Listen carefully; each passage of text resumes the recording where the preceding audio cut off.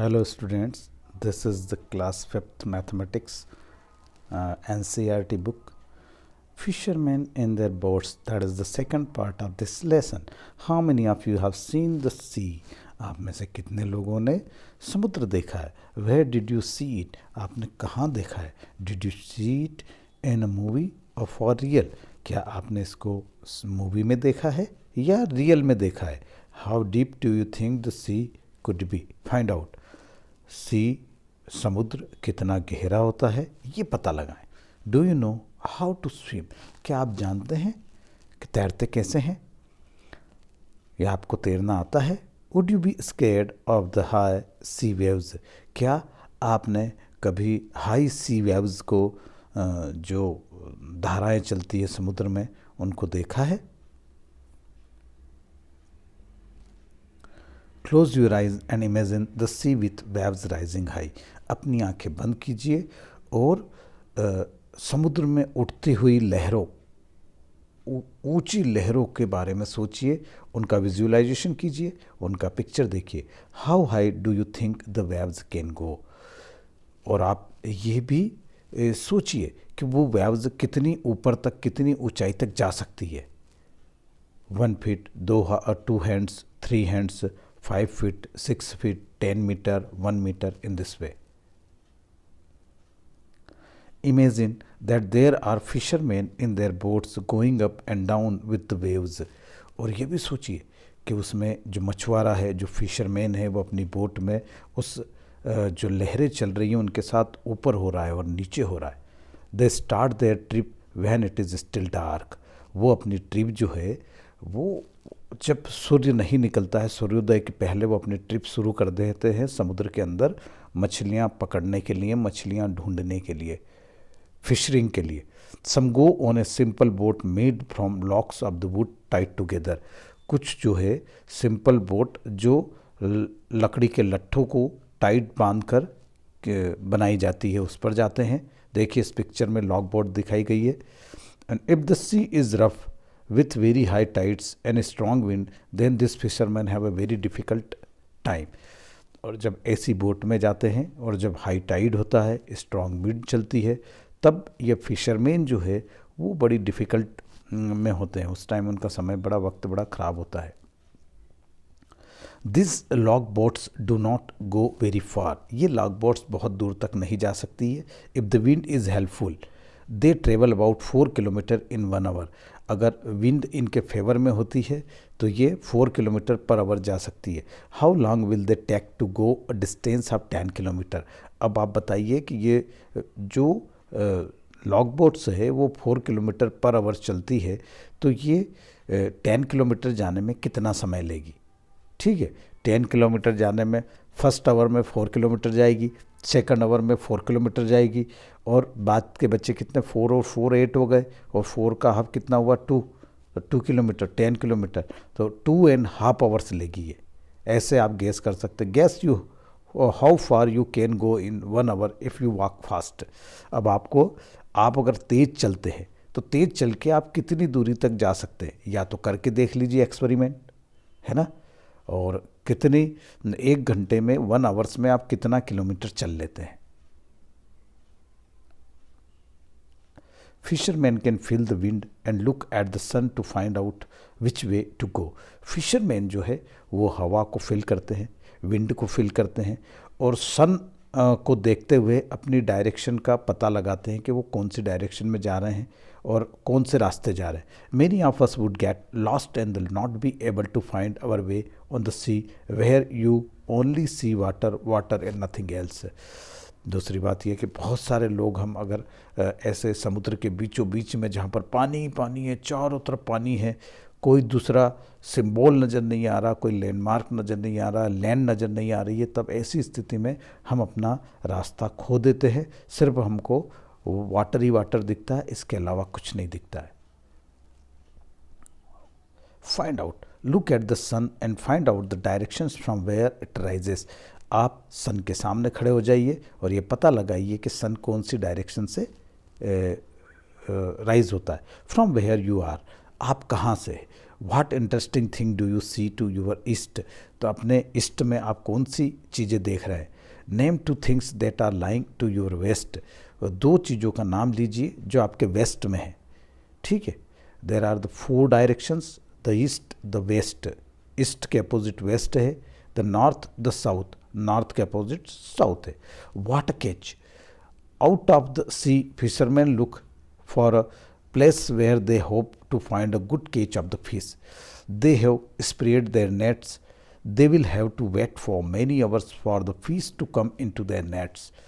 सबसे बड़ी बात है कि फिशरमैन इस आशा के साथ समुद्र में जाते हैं कि उन्हें बहुत ज़्यादा मछलियाँ मिले और वो उनकी जाल में बहुत सारी मछलियाँ फंसे। Look at the different types of the boats, देखो ये जो है पिक्चर में दिखाई है, what a long swordfish, तलवार जैसी है। Some boats have the motors and go further into the sea, कुछ मोटर बोट्स होती है जिनमें मोटर लगी रहती है, वो डीजल या पेट्रोल फ्यूल से चलती है और बहुत अंदर तक जा सकती है। Since they go far out they can catch more fish, वो बहुत अंदर तक जा सकती है तो बहुत ज़्यादा फिश पकड़ के लाती है। This boats travel faster at the speed of about 20 kilometres in hour, ऐसी बोट्स 20 किलोमीटर पर आवर चलती है। How far would the motor boats go in 3.5 hours, देखिए अब यही मोटर बोट जो 20 किलोमीटर्स पर आवर चलती है वो 3.5 आवर्स में कितने जाएगी। देखिए 3.5 आवर्स में फर्स्ट आवर्स में 20 गई, सेकंड आवर्स में फिर 20 गई तो कितना हो गया 40, और फिर थर्ड आवर में कितनी गई 20 गई तो कितना हो गया 60, और हाफ आवर में कितनी गई 20, हाफ ऑफ द 20 10, तो ये हो गया 70 किलोमीटर जाएगी वो। How much time will they take to go 85 kilometres, अब आपको पता लगाना है कि 85 किलोमीटर्स जाने में वो कितना समय लेगी। देखिए ये मोटर बोट्स दी हुई है, ये मोटर बोट है, इसमें फिशेस पड़ी हुई है, और ये आपकी लॉन्ग टैल बोट है जिसमें पूँछ होती है, and big machine boat, trawler बोलते हैं इसको, trawler.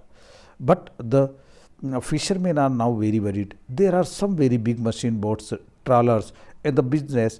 They go far out and put their big nets deep in the sea. This way they collect a whole lot of the fish, leaving very few near the sea shore. They also stay out on the sea for many days. These big machines boats also catch the small baby fish which have yet to grow up. Fishermen in the smaller boats always let the baby fish pass through their nets to go back into the sea. They choose a net size in such a way that only the grow up fish are caught. देखिए trawler आ गए हैं, एक बड़ा business हो गया है, commercial हो गया, तो जो ट्रेडिशनल फिशरमैन है उनके लिए उतनी फिशेस अवेलेबल नहीं है। दूसरा है कि जो ट्रॉलर्स है वो तो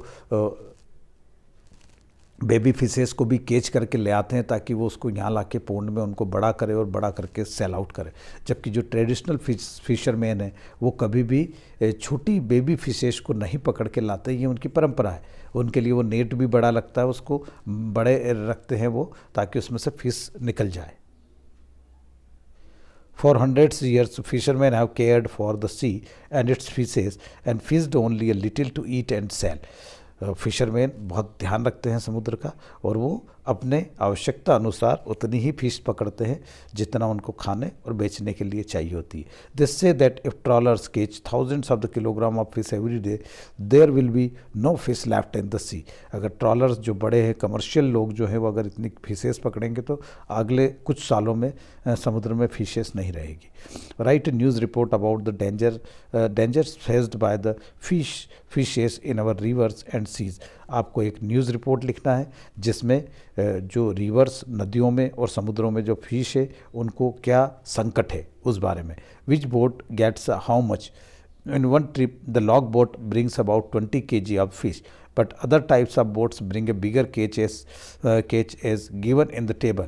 The table also shows the speed of each type of the boat, which is how far each boat goes in 1 hour. Look at the table and calculate about how much fish in all will each type of boat bring in 7 trips. About how far can a motor boat go in 6 hours. If a long tail boat has to travel 60 km, how long will it take? देखिए type of boat है, यहाँ पर table बना दी गई है, बहुत सुंदर table. Type of boats दिया, long boat, long tail boat, motor boat, machine boat. Catch of fish in the one trip, एक ट्रिप में वो इतने केजी फिश लाते हैं। लॉन्ग बोट है 20 केजी लाती है, लॉन्ग टेल बोट है 600 केजी लाती है, मोटर बोट 800 केजी लाती है और मशीन बोट जो है 6000 केजी लाती है। Speed of the boat, how far it goes in 1 hour, 1 hour में 4 किलोमीटर पर आवर चलती है, 12 किलोमीटर पर आवर चलती है, 20 किलोमीटर पर आवर चलती है, 22 किलोमीटर पर आवर चलती है। Some big numbers. In the class 4th math magic, you heard of the numbers lakh, which is equal to 100,000. You had read that there are about 1 lakh brick kilns in our country where bricks are made. देखिए यहाँ पर बहुत, हमने अभी तक 4th standard में लाख तक के नंबर पढ़े हैं और आपने 1 लाख ब्रिक्स के फर्नेस और भट्टे के बारे में सोचा है। कितनी ब्रिक्स बनती है? What our things have you heard of in lakhs, कौन कौन सी चीज़ें आप लाख में सुनते हैं? राइट द नंबर्स 1000 लिखिए। नाउ राइट 100,000, फिर 100,000 लिखिए। So how many zeros are there in the number 1 lakh? सो अब बताइए कि कितने जीरो 1 लाख में होंगे? Easy isn't it? क्या ये एकदम इजी है? There are about 2 lakh boats in our country, half of them are without a motor. यहाँ पर 2 लाख बोट्स हैं और उसमें से हाफ जो है वो विदाउट मोटर है। What is the number of the boats with a motor? तो आपको मोटर के साथ जो बोट है उनके नंबर बताना है। तो ये हो गए आपके 50,000। About 1/4 of the boats with motor और बिग मशीन बोट्स, इसमें से 1/4 जो है वो क्या है? बिग है। How many thousands machine boats are there? Come on, try to do it without writing down. बिना देखे आपको करना है, सिर्फ ओरली करना है। We might wonder about the number of people whose lives are related to fish. In all there are about 100 lakh fisher work who catch fish, clean and sell them, make and the repair nets and boats etc. We also have a name for this big numbers 100 lakh is called a crore. 100 lakh जो है वो करोड़ कहलाता है। Where have you heard of a crore? आपने करोड़ के बारे में कहा सुना? What was the number used for? ये कहाँ यूज होता है? Try writing number 1 crore. Don't get lost in all the zeros. Zero आपको छोड़ना नहीं है। जो है वंस में 1 होते हैं, टेंस में 2 नंबर्स होते हैं, डिजिट्स होते हैं, हंड्रेड्स में 3 डिजिट्स होते हैं और थाउजेंड्स में 4 डिजिट्स होते हैं, 10,000 में 5 डिजिट्स होंगे मीन्स, और उसके बाद लैक्स में 6 डिजिट्स होंगे, 6 डिजिट्स होंगे, 10 लाख में 7 डिजिट्स होंगे और करोड़ में 8 डिजिट्स होंगे। 10 करोड़ में जो है वो 9 डिजिट्स होंगे। The fish market. Have you been to a fish market? If you have been, then you might know why a very nice place is sometimes called a fish market. This fish market is busy today. Many boats have brought a good catches. Okay, the fisher woman are shouting out their pieces, prices of the buyers. Many come here, take sardines at the rupees 40 a kg. Okay, grassy, never go cheap. Okay, get swordfish for rupees 60 a kg. Floramba says prawns for the rupees 150 a kg. Karuthama sells squid for the rupees 50 a kg. Look, Fazila can hardly carry this big kingfish. She says, this fish weighs 8 kg. I will sell the whole for rupees 1200. Practice time. At what price per kg did Fazil sell the kingfish? And Florama has sold 10 kg prawns today. How much money did she get for that? And Gracie sold 6 kg swordfish. Minnie has earned as much money as Gracie.